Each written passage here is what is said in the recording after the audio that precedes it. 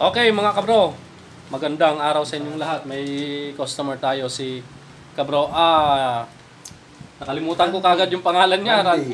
Randy Nana from San Gabriel, La Union. At si Donya ano pangalan niya ulit?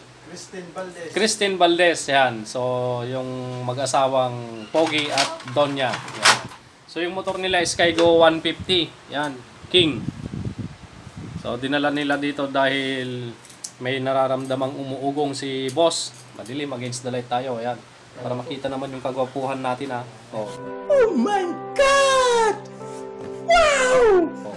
At si brother Joby Kayanan at brother Lito Velasco. Bago naman tayong sisirain mo to. Si Kagawad daw mga bro, pinuntang ko sa palasyo niya. Mengan niya pa kano. Tapos Mandiluya pa.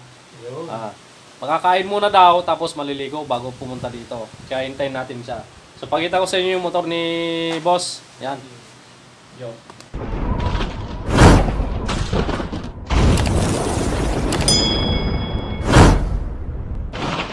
Ayan.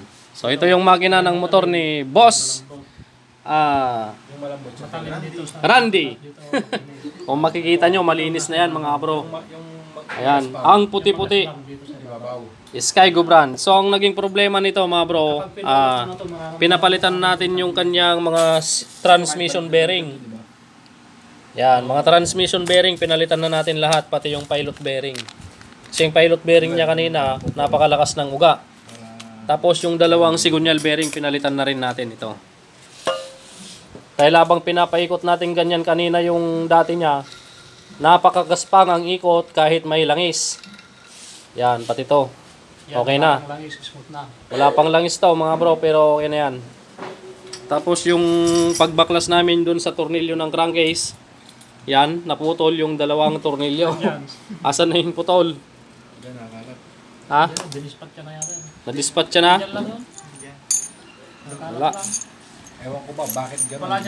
So sobrang higpit yung dalawang tornilyo. Ay, tatlo pala yung mahigpit dito mga kabro. Yung isa ay pahirapan pero natanggal natin. Kaya lang naputol yung dalawa, kaya yan pinamachine shop natin dito. Pero standard pa rin yung thread niyan. Okay, so dito na tayo.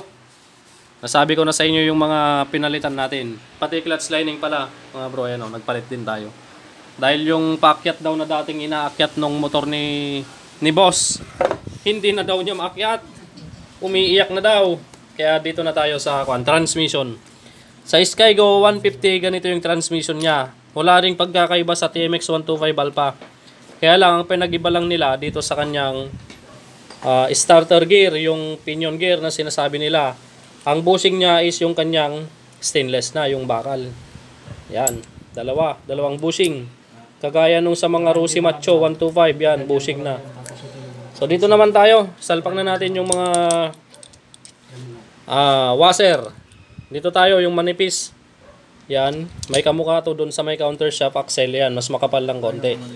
Yung mas manipis dito mga bro. Kayang-kaya nyo na yan kasi marami na tayong tutorial sa pag-assemble. O, yung idle gear or pinion gear, ayan na. Tapos dito na tayo sa kabila. Yung spline washer na isa. Yan, spline washer. Hop! Tapos yung isang gear. Yan. Tapos yung segunda, dyan sa ibabaw wala ka nang ilalagay na washer dyan. Tapos pagkalagay natin dyan yung isang washer na medyo malapad. Yan. Tapos na tayo dito mga bro. Sa counter shaft tayo. Counter shaft. Dito tayo, tercera. Yan, yung tercera natin. Lagyan na natin dito. Okay. Tapos dalawang washer na magkamuka. Kunin nyo lang yung isa, magkamukain kahit saan dyan ang damputin nyo, okay lang, lagay nyo dito. Yan. Tapos dalawang bushing na magkamuka. Piliin nyo yung mas manipis. Yun ang ilagay nyo dito, yung mas manipis. Yan. Tapos yung ating primera. Tapos yung isang washer kanina na magkamuka yung nasa ilalim, ito yan. Lagay natin dyan. Tapos yung bushing na mas makapal, dito naman yan. Tapos yung starter gear natin dito. Okay? Okay na. Dito sa ibabaw naman, yung malapad na washer. May ilang bit. Okay na yan. Dito tayo sa kabila. Lagay natin itong kinta. Yan. Yung may paumbok na ganyan, dito yan, bandang ilalim. Yan. Tapos, segunda. Wala na tayong washer na ilalagay dyan. Okay. So, tapos, yung isang washer, yung kamukha nung nandun sa pinion gear sa ilalim niya. Or idle gear. Okay. So, wala na. Tapos na. Isasalpak na lang natin to mga bro. Okay. So, bago natin assemblein, lagay muna natin yung mga bagong transmission bearing. Yan. Napaka-smooth ng ikot mga bro. Hindi kagaya nung luma. Magaspang. Yan. Tapos, yung katabi nito, pilot bearing. Skygo brand. Baka naman, Skygo. Ilang beses na. Kaya ka naman. Kahit kalendaryo lang, sabi ni Kagawad. Skygo, pilot bearing mga bro. Yan. Skygo, baka naman. Si Kagawad. Kalendaryo lang naman dyan, Skygo. Ginawa kanyang ganyan, may pit na. Okay. Pukpuk lang natin to mga bro. Halimbawa, yung naputol ng rubber. Okay. Dito na tayo sa kick axle assembly mga bro. Yan. So ditong malaking washer na to, nakadapa yan mga bro. Padapa ang pesto niyan, hindi kagaya ng mga TMX 155 patiyaya. Kapag pinatiyaya mo yan, hindi pwede kasi nakaangat niyan, sala po yun. Yan. Shout out. Shout out. Kapalapaan dyan, Ray. Dapat lalaki, Dapat nakadapa mga bro. Okay, bago natin nilagay yung kick spring. Yan. Shout out, boss palapaan. Sala po yun.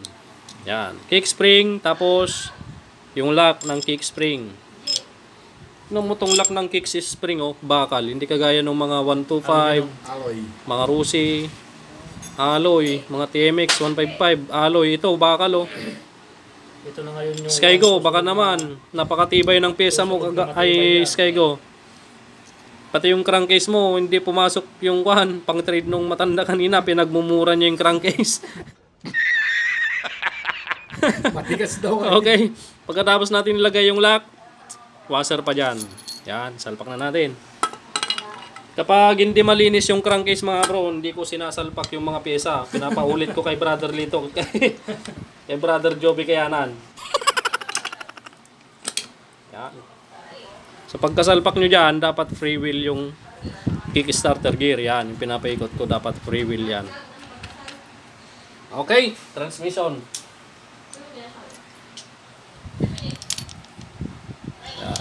Bago naman natin salpak to down, langisan muna natin. Kaya, salpakan niyo ito sa may hindi castle na. Sikap ba? Yan, nalagyan na natin ng langis mga bro. Yan, kumikintab-kintab, isalpak na natin. Malalaglag yung bushing na isa doon, brad.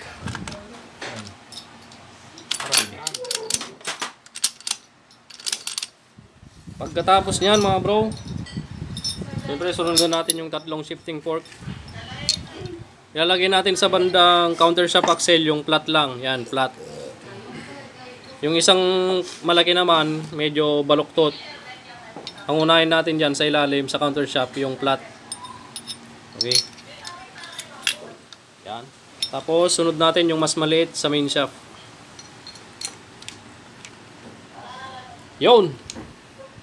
Tapos, yung mas malaki. Dito na sa ibabaw.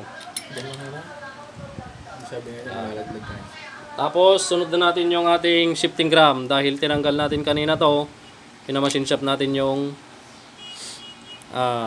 crankcase. Yan. Tinitignan nyo yan, baka malaglag. sayang po, wala si Kagawad. Sana madaldal dito ngayon. Ang shifting gram ng Skygo ay continuous. Walang stopper, dire-diretso, sandali lang mga bro, at may tumatawag, isalpak na natin muna to. Okay, okay na. So naisalpak na natin yung shifting gram mga bro. Lagay na natin yung sigunyal. Yan, langisan muna natin yung mga bearing siyempre para hindi magkiskisan kaagad pag umandar. At least may pampadulas na.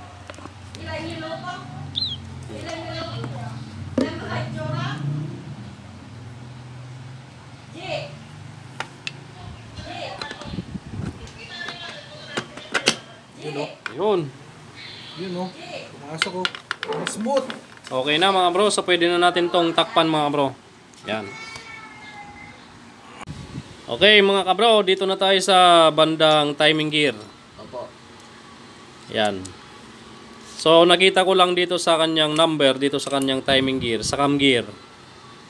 Nakita ko is 34-35. O baka Yan, naman, oh. Skygo naman dyan o. 34-35. Skygo, baka naman. Kahit kalendaryo lang, kagawan. Hello po. Shoutout mo daw yung ano, anak ni ate. Ano Hello, hello kuya. Shoutout din sa'yo kuya. Anong pangalan? Tanong mo anong pangalan? Pangalan? Jinjan. Jinjan. Raisen. Shoutout ka ma. Shoutout sa'yo pare. Okay. So dito na tayo sa Kwan, Skygo. So dito sa timing gear mga bro, 34-35. Yung mga kinakabit natin nung nakaraan, 31, 32, 33, 34. Ito naman 34-35. Ang pinagkaiba nito sa ngipin mga bro, napansin ko lang, itong 34-35 mas magkakalayo yung ngipin.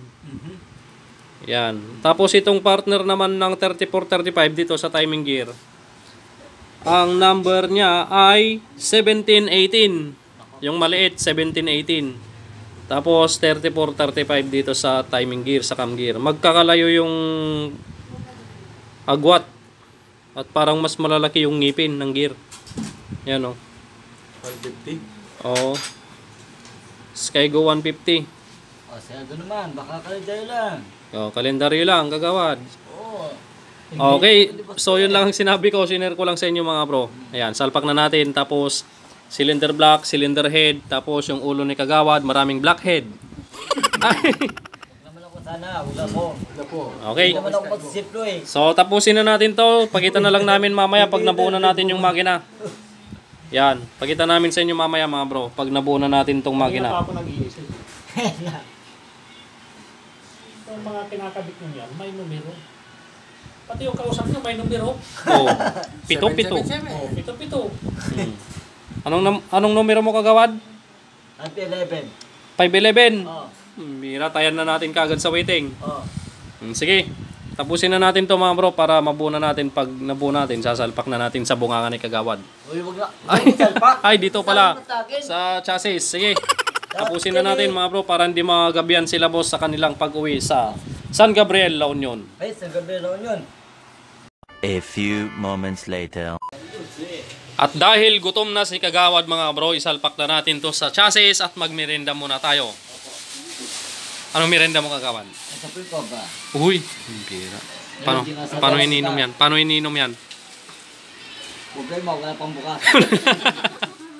Ayan, tinaman. Okay mga bro, salpak na natin to sa chassis at papaanda rin na natin. Habang nagsasal... Ayan, so bago pala natin isalpak to sa chassis, si kagawad munang magsasalpak. Kaya na siya oh. Uy. Yung malaki.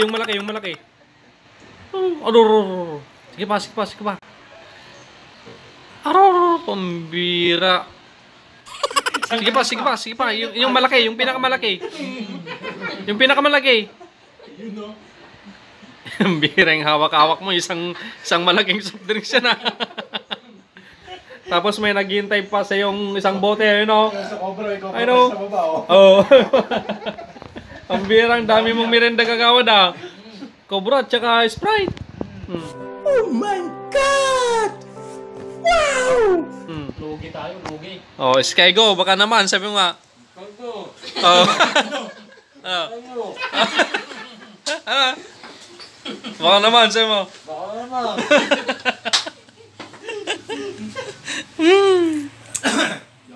Okay, pagkatapos po ni kagawad magsalpak sa bunganga niya, isasalpak na rin natin tong makina. Oh, panda rin na natin kagawad. Apa, Ilang tinapay ang naisalpak mo? bali 5. 5? Opo. 5 daw, brother Lito. Oo. Ang lakas mo naman. Kaya mo yun? Patingin nga yung chan mo, patingin nga. Oh, pambira. Like the baby. Ha? Like the baby. Sige, pandarin muna natin. Ayan mga kabro. Okay na yung motor ni Kabro Randy. Uy, Kabo Randy. Yeah. Shoutout. Shoutout kay Kabro Randy at kay Madam Christine. Christine. Yeah. Kanahin ko lagi kong nakakalimutan yung nagan ni Ate Christine. At so, dito sa anak niya. Sinong anak niya? Yung bagong pogi. Oy, bagong pogi. Sino kayo mas pogi? Apa, ito na. Oh. Oh, piya. Oh, sino yan? Bong Revilla. Pag tinanggal, Sa Melby. sa Melby. Okay mga bro, so yun lang yung mga pinalitan natin dito sa motor ni Boss. Mga sigonyal bearing, transmission bearing, at clutch lining mga bro. Ayan na, nandito na sa kanyang box. Ayun na oh. Yan, nandyan na lahat. Ah. Transmission bearing, sigonyal bearing, pilot bearing, clutch lining, putol na tornilyo. Dahil sa sobrang higpit ng kanyang tornilyo sa makina. Ayan, pati yung oil seal sa may magneto pinalitan natin. Okay, goods na boss. Ilagay mo na sa may wagang box mo at sana ay makauwi kayo ng matiwasay sa inyong uuwian. Yeah boy, kagawan. Thank you. Oy. Okay mga bro, maraming salamat po sa inyong panonood. Hanggang sa susunod nating video, pagpalain kayo ng Panginoon. Bye-bye!